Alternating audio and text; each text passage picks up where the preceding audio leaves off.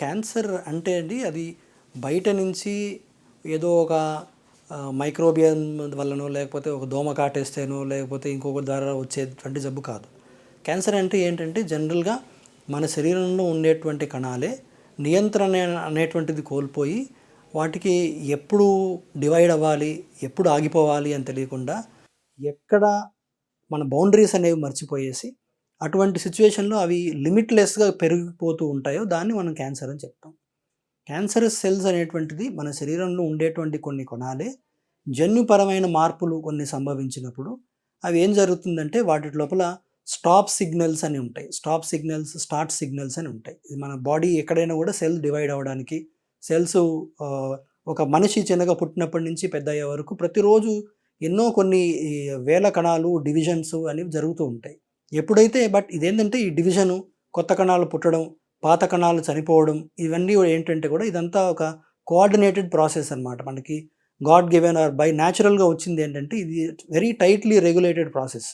ఈ ప్రాసెస్ కంటిన్యూస్గా జరుగుతూ ఉంటుంది. ఎప్పుడైతే ఈ ప్రాసెస్లో కొన్ని స్టెప్స్ లోపల అడ్డంకులు వస్తాయో, అవరోధాలు వస్తాయో అలాంటప్పుడు ఈ సెల్స్కి ఏంటంటే ఈ కణాలకి మనకి అవి చేయాల్సినటువంటి న్యాచురల్ పనులు ఏవైతే ఉన్నాయో అవి మర్చిపోతాయి. ఇప్పుడు ఆగాలి, ఇప్పుడు డివైడ్ అవ్వాలి, ఇది మన సెల్. అంటే ఫర్ ఎగ్జాంపుల్ బ్రెస్ట్లో ఉన్న కణం, ఇది బ్రెస్ట్, మన బ్రెస్ట్ నుంచి మన కణం దాటి బయటికి పోకూడదు, ఆర్ లంగ్ నుంచి బయటికి పోకూడదు, ఇది మన లిమిట్స్ ఇవి, మన బౌండరీస్ ఇవి అనేటువంటివి మర్చిపోతాయి.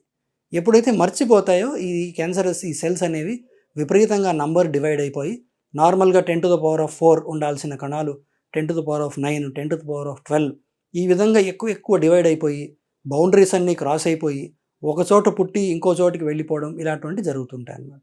ఈ వ్యాధి ప్రక్రియను అంతటిని కలిపి మనం దీన్ని క్యాన్సర్ అని చెప్తాం. ఈ క్యాన్సర్ అనేటువంటిది మరి నార్మల్గా ఉండేటువంటి బాడీలో ఇటువంటి ఈ మార్పులు ఎందుకు సంభవిస్తాయి, ఈ జన్యుపరమైన మార్పులు ఎందుకు వస్తాయి అనేటువంటిది, క్యాన్సర్ ఎందుకు వస్తాయి అనేటువంటి క్వశ్చన్కి ఆన్సర్స్ అనమాట.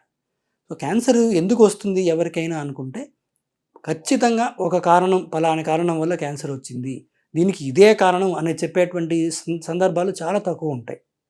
ఉదాహరణకు ఎక్సెసివ్గా సిగరెట్ స్మోక్ చేసే వాళ్ళకి, ప్యాకెట్ల కొద్దీ రోజుకి 20 సిగరెట్లు అలా కంటిన్యూస్గా 10 ఏళ్ళు 20 ఏళ్ళు తాగే వాళ్ళకి చాలామందికి ఏమవుతుందంటే ఊపిరితిత్తుల లోపల కణాలు ఎక్స్టర్నల్ స్మోక్, టొబాకో స్మోక్ దాని యొక్క స్ట్రెస్ గురైనటువంటి కణాలన్నీ చనిపోవడం, మళ్ళీ ర్యాపిడ్గా డివిజన్ చేయడం వలన వాళ్ళకి స్మాల్ సెల్ లంగ్ క్యాన్సర్ అనేటువంటి ఒక క్యాన్సర్ సంభవించేటువంటి అవకాశం ఉంటుంది. అదేవిధంగా దీర్ఘకాలంగా గుట్కాలు నవిలే వాళ్ళకి, పొగాకు దాన్ని సున్నంతో కలిపి ఖైనీ లాంటిది ఇవన్నీ కలిపి పొడి చేసుకొని బుగ్గలో పెట్టుకోవడం, అట్లా కొన్ని సంవత్సరాలు చేసే వాళ్ళకి ఏమవుతుందంటే అక్కడ చిన్న అల్సర్స్ లాంటివి ఫామ్ అయ్యి అవి క్యాన్సరస్ కణాలుగా మారేటువంటి అవకాశం ఉంది. మరి ఇవేమి లేకున్నా, సిగరెట్ లేకున్నా, బీడీలు తాగకున్నా, పొగాకు లేకున్నా కూడా చాలామంది క్యాన్సర్లు వస్తున్నాయి కదా అని చాలామంది మనల్ని అడుగుతుంటారు అన్నమాట.